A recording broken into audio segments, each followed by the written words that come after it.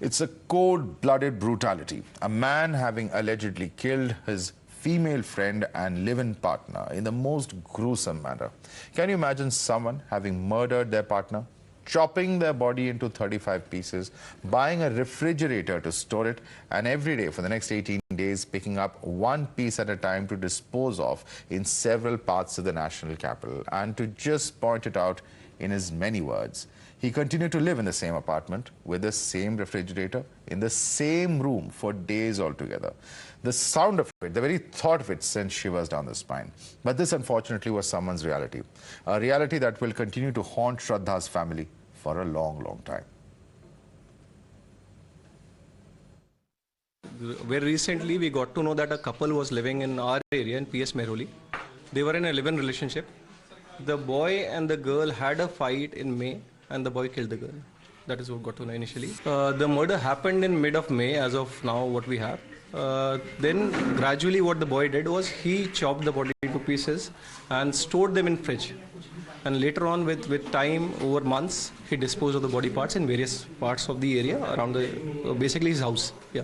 So, as per the initial investigation, what is the motive that you have been zeroed upon? The motive currently what we have is that it was a live-in issue basically. They had a relationship fight and this thing got out of control and he killed the girl. हमारे officer ने सब उनका लड़की लड़के का दोनों का mobile details bank details सब एनालिसिस करके हमें मालूम हुआ कि वो दिल्ली में रहने वाला है, उसका वहाँ का लोकेशन है। आफ्ताब को बुलाया, जो अभी हमने तांत्रिक जो मोबाइल तांत्रिक विश्लेषण किया, आफ्ताब को यहाँ बुलाया था और यहाँ बोला उसको ही पूछताछ किया, लेकिन उसका हर टाइम में स्टेटमेंट उसका वेरिएशन था। तो हमारा ऑफिसर उधर दिल्ली गया था, वो ऑफिसर ने वहाँ पे जाके भी उनका वापस एक बार लोकेशन वहाँ का एड्रेस वेरीफाई किया। So who's this murderer, this killer? His name is Aaftab Poonawala, who carefully executed the heinous killing of the woman he claimed to love. While drawing inspiration from crime show Dexter, our reporters have pieced together the sequence of events. This is house number 93, Chhatarpur, gully number 1. This is where the incident took place. These are the visuals from inside this area. He strangled her, cut her into 35 pieces, kept her in, her pieces in the fridge on a stand. You can see right there, that is the area where the fridge used to be kept and pieces of her body used to be kept by Poonawala. This is the fridge in which the dead body was stored for 15 to 18 days. As of now, the accused is in police custody. Further investigation is taking place and remains to be seen whether it was only Aaftab or a larger conspiracy behind this murder. Shraddha murder case are quite gruesome. These are the visuals from Mehroli area of the national capital where accused Aaftab Poonawala used to dispose of the body of his lover here 2 a.m. every night. By far, police has recovered 12 to 13 pieces of Shraddha's body from this place only. Now, the BJP is questioning the silence of the lobby over the gruesome murder of Shraddha. In this gruesome murder of Shraddha, complete left liberals, Khan Market lobby, Newton Delhi lobby, and yes, ladki ho lad sakti hu, are silent. They are not uttering a word. Is it because the girl is a Hindu and the boy is a Muslim? Otherwise, they jump into every such case. But it's shocking that none of them is speaking in this gruesome murder case. The Congress, however, is slamming the BJP. The Congress says don't communalize the matter. इसी राजधानी दिल्ली के लाल किले की प्राचीर से प्रधानमंत्री जी का नारा है, बेटी पढ़ाओ बेटी बचाओ। उसके बाद उस राजधानी दिल्ली में इस तरह का जघन्य अपराध हो रहा है। अब दूसरा अपराधी जो आज आप बता रही हैं, क्यों हिम्मत नहीं इनकी बढ़ेगी? किस चीज का डर रह गया इनके मनों में, हम पूछना चाहेंगे। इनको पता है कि जब आप बलात्कारियों को, दोषियों को बाइज्जत बरी कर रहे हैं तो इनका भी कुछ नहीं बिगड़ेगा। तुम मरना चाहिए भाजपाइयों को, लानत है भाजपाइयों तुम पर कि बेटियों को बलात्कार करके मौत के घाट उतारा जा रहा है, टुकड़े किए जा रहे हैं और इसमें भी आप धार्मिक रंग लेकर आ गए। इसमें भी राजनीति लेकर प्रियंका गांधी जी से पूछ रहे हैं। प्रियंका गांधी जी राज्यपाल हैं, प्रियंका गांधी जी मुख्यमंत्री हैं, प्रधानमंत्री हैं, गृह मंत्री हैं, क्या है Priyanka Gandhi?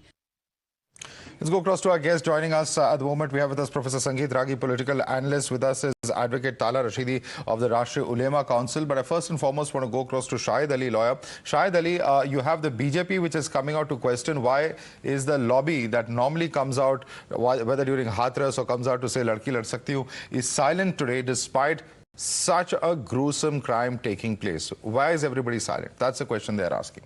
Please respond. Sir, undoubtedly there is criminality, but from where the religion has come in between, as far as the Islam is concerned, Islam never permits live-in relationship. Therefore, connecting it in any manner with Islam is in fact, what should I say, that I denounce that kind of acts, that kind of activities, and that kind of intentions as well. These political statements are really shocking when a religion, particular religion, is involved or invoked in all these kind of things. In fact, everywhere the government is of BJP. What the BJP government is doing, why the law is not being invoked, why actions are not being taken, why the killer was not apprehended in time, why that was allowed to dispose of the body in pieces and all. So these questions have to be put to law enforcing agencies. Okay. Instead of putting these questions, everybody is finding angles, common angles even into this, that the killer should be punished severely. See, no doubt the killer should be punished, sir. He has done the gruesome murder. There's no doubt about the fact that the killer should be punished. It is a very, very gruesome murder. Shiraj Nair also joining us on the panel. But let me first and foremost go across to Professor Sangit Kumar. Professor Sangit Kumar, the parallels being drawn, the religious angle being brought in, communalizing an incident of crime, says Shahid Ali. This is what the Congress is also saying, that there should not be any unnecessary politics on this kind of a gruesome crime against a woman. How do you respond? The Congress has the history of Tandoor Kand. We all know how the body of a woman was roasted by a Congress leader from Haryana, and how they cheated the police for months and years, and finally he was caught. Even in this case, the police has done a wonderful job, and the criminal, one who has committed the crime, has been arrested, and he has been put on, in police custody. Important is that to know why it happened. Is it true, as the rumor goes, that the woman was being asked to get converted into Islam? Is it true that she was being forced to convert into Islam, and that for that she was not ready? What is the proof of that, sir? What is the proof of whether she was forced to be converted? Is there anything to say that? Because I certainly have not heard the family saying that. If you have some insight, please share the basis on which you're saying this. This is seriously, this is shameful. This is highly shameful. I'm just raising the question. I'm raising the question because this has come to the discussion. So why it happened?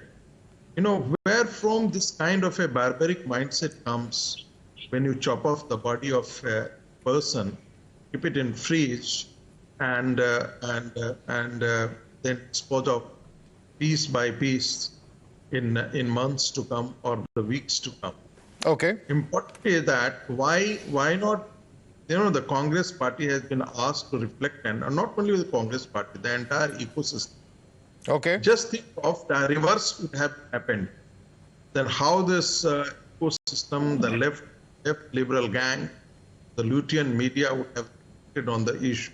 Okay. They would have certainly accused, the right politicians, but here they are maintaining a stoic silence. Okay. This is the concept. Okay, let me get in a response to what you have said. Advocate Tala Rashidi, you were objecting to what was being said earlier by Professor Sangit Kumar, but the question he's asking is, what if the tables were turned the other way?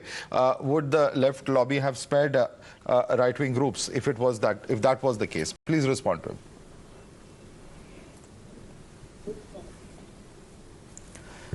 This is highly shameful. I mean, first of all, I would like to openly denounce this act. It's highly gruesome.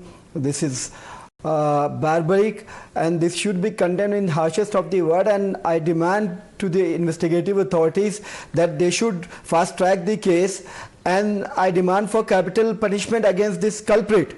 Now that said, politicizing this matter for petty mileage, political mileage, for running an agenda, this ecosystem to which this Professor Tyage belongs to, they always want to communalize everything. They always want to, gauge out some political mileage, some communal mileage, just to suit their agenda of their vichardhara, their ideology. This is highly shameful and condemnable. How can he think of these things? In fact, he should have questioned the Delhi police that what took it 6 months to come to the conclusion that her own live-in partner was the murderer. It took 6 months for the Delhi police. The law and order situation of Delhi police can be imagined by this thing, that it took 6 months for Delhi police to discover the story.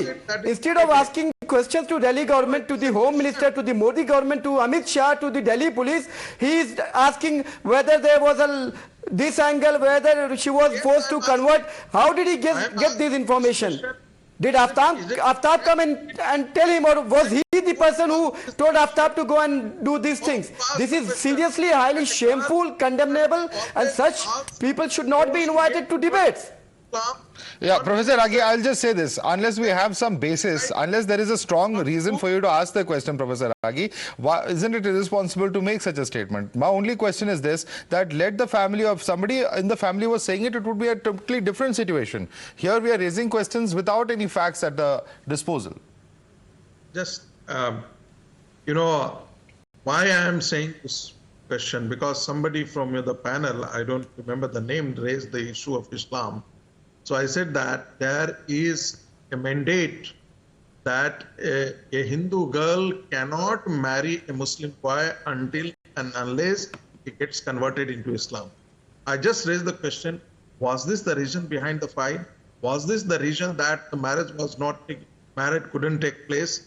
Was this the reason that the girl stayed against it? They both were in love. They eloped from Pune to Delhi. They eloped from Pune to Delhi against their family pressures. Now they are running an Islamic angle into this. No, because somebody raised this question. So I was just responding to, sir. I was responding to. Somebody can also raise the question that is it a case of love jihad that get entangled with a Hindu girl and, kill the girl? You just want to bring in your agenda, huh? This is what that runs across through your mind 24/7. Love jihad, Muslim Hindu, communalizing the situation. Why are you trying these situations? If you want to get justice, go and ask the Delhi police to fast track the case. There are thousands. If you are seriously worried about the girl and her family, ask the Delhi police to fast track the case instead of politicizing and communalizing the matter. There is a pattern. To gain your political mileage and to make your Akas happy, your political godfathers. Shraddha is not the only girl which has been strangulated and killed by a Muslim boy. There are thousands of the girls who have been killed in similar fashion. Okay. Let me bring in Shahid Ali. Shahid Ali. There are no other incidents. What about? Yeah. But my simple question is this. Let's not make this about, Hindu or Muslim, but the politics being played over it. And that's why we have called all you gentlemen over here. Because here you have a situation where the BJP is questioning, why is there silence of one section? That is a simple question that is being asked of. Where is the outrage lobby today? Where are the candlelight marches today? Why are they not happening, Shahid Ali? Who has stopped these persons as well from marching? Why they always wait for others to do march, candle march and all? They are also human beings. If they have any respect for humanity, for human rights, they may also take lead into these kind of things. Other people will definitely join them. Who has stopped them? Who has stopped me? Who has stopped Mr. Sandeep Ragi and all? So they may proceed with, others may come, others may join. See, every time only few people starts. Thereafter the people comes together. The people comes together.